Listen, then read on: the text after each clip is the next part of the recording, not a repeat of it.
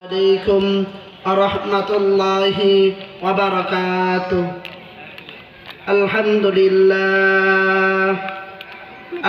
لله وكفى وسلام على عباده الذين اصطفى. أما بعد فأعوذ بالله من الشيطان الرجيم. بسم الله الرحمن الرحيم.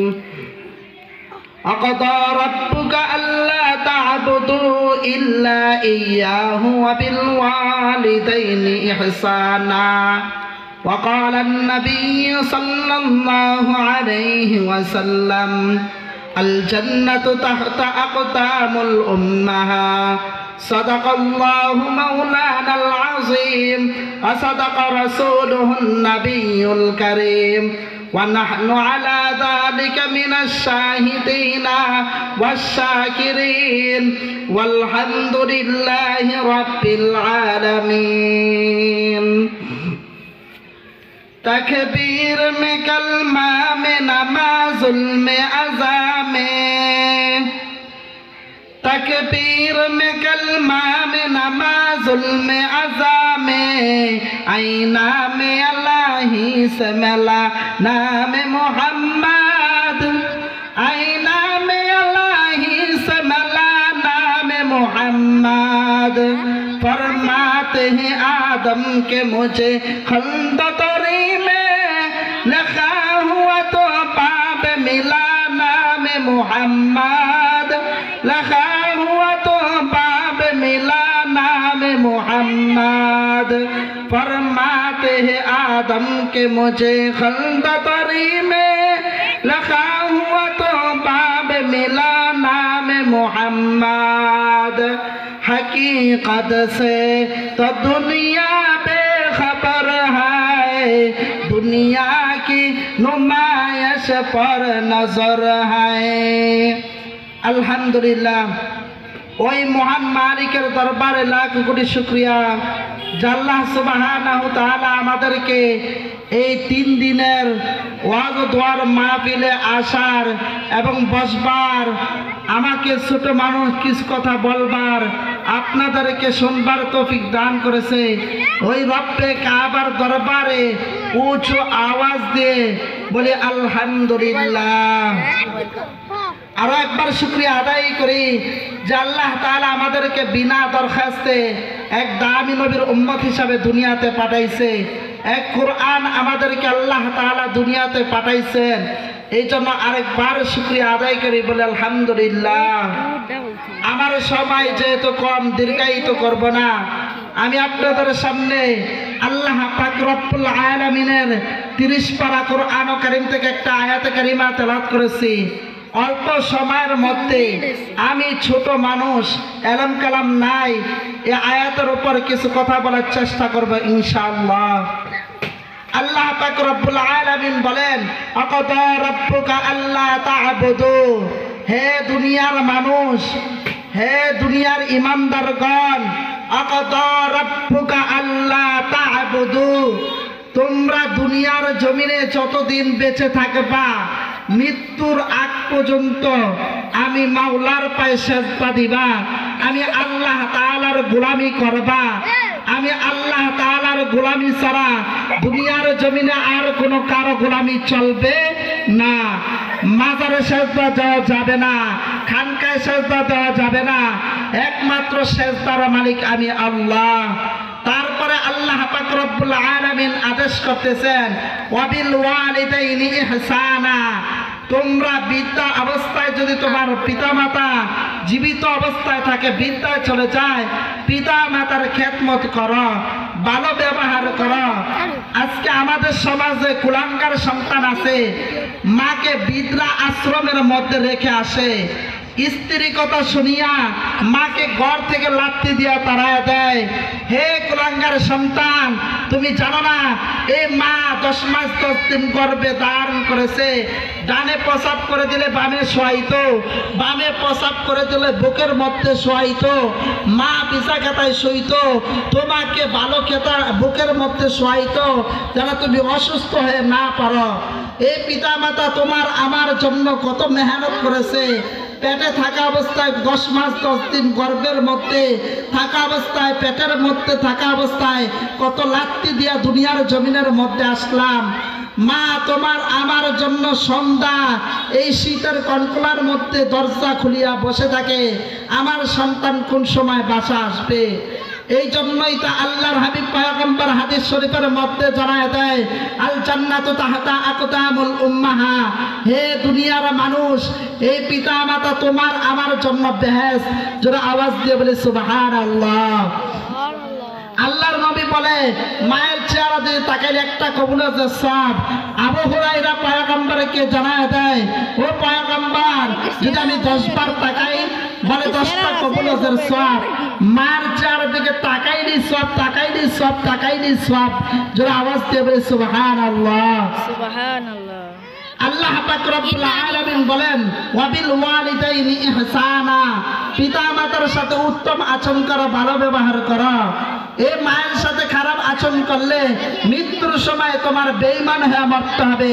তার কিতাবের মধ্যে ঘটনা আসছে, আল্লাহর নবী প্রিয় সাহাবী নাম ছিল আলকামা। যারা আওয়াজ দিয়ে বলে কি নাম? আলকামা। ওই সাহাবী মৃত্যুর শয্যা হয়ে গেছে, মৃত্যুর ছটফট করতেছে। ও এলাকার যুবক ভাই, দিলের কানটা লাগায় শুনবা, আমিও তো তোমার মতো যুবক একটা সন্তান। তুমি যেই মায়ের সন্তান, আজকে যে মায়ের সাথে অন্যায় করো, আমিও কিন্তু একই মায়ের সন্তান। এই জন্য যুবক বলতে চাই, পিতা মাতার সাথে ভালো ব্যবহার করবা, খারাপ আচরণ করবা। এই ঘটনা দ্বারা বুঝতে পারবা তোমাকে বেঈমান হয়ে মৃত্যুবরণ করতে হবে। মুসলমান ইমানদার আল্লাহর গোলাম, এর নবীর আশিকের দল,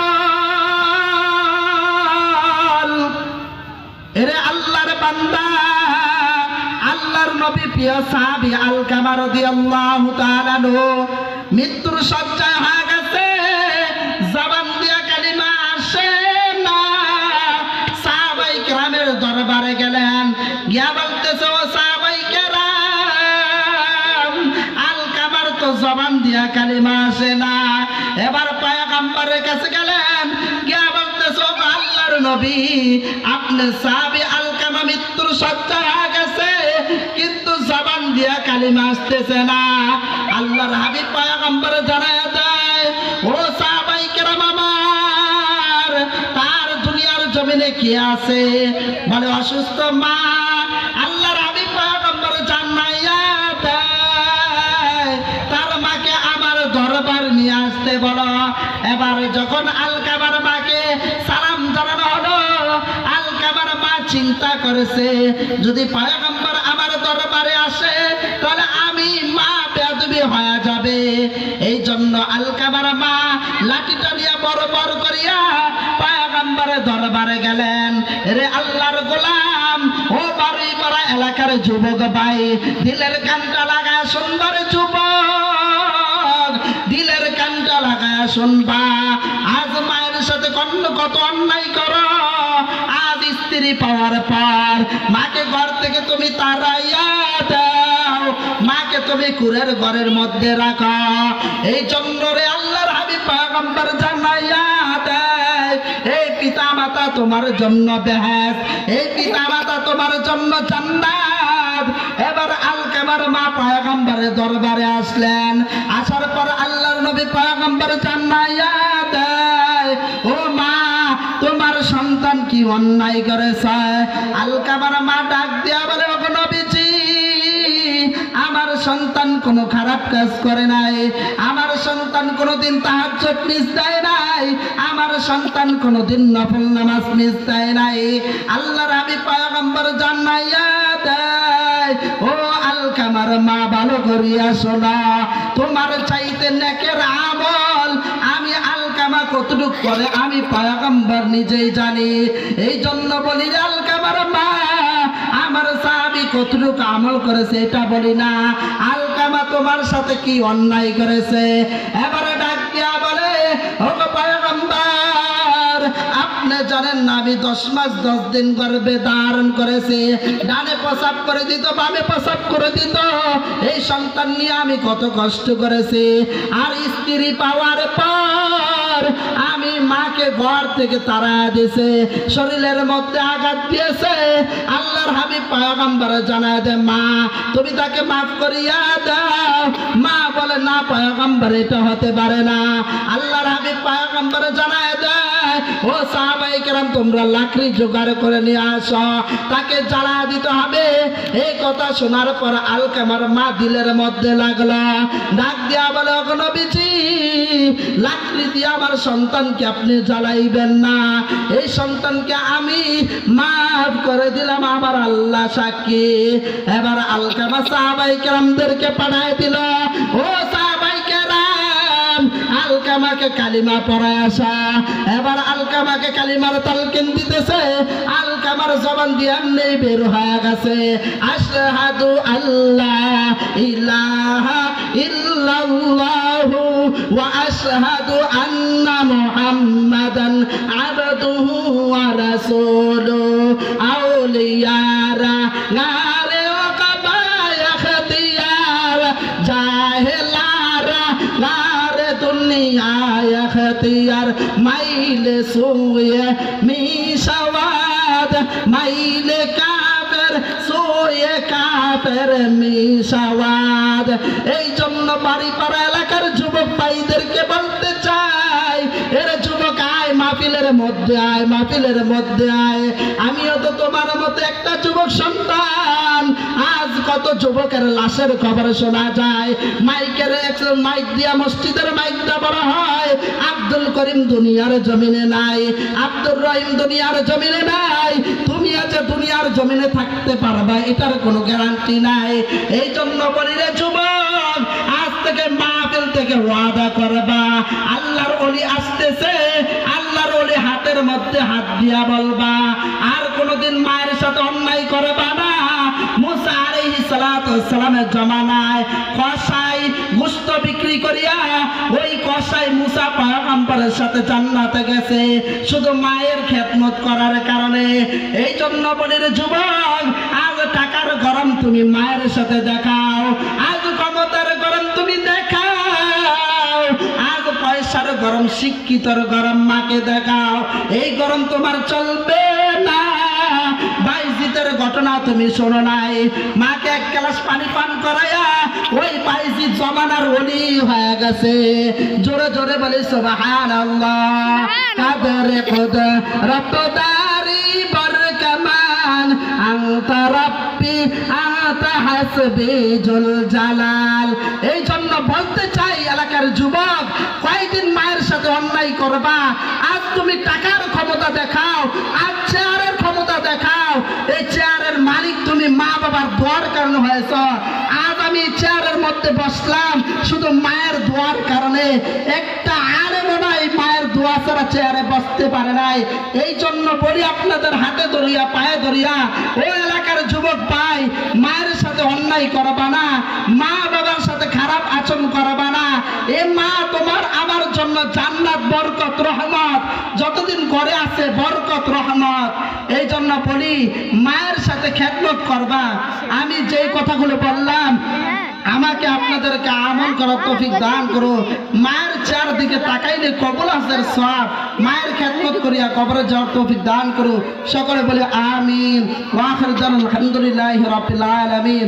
আসসালামু আলাইকুম ওয়া রাহমাতুল্লাহি ওয়া বারাকাতুহু। আমার জন্য দোয়া করবেন, আমি আপনাদের জন্য দোয়া করি।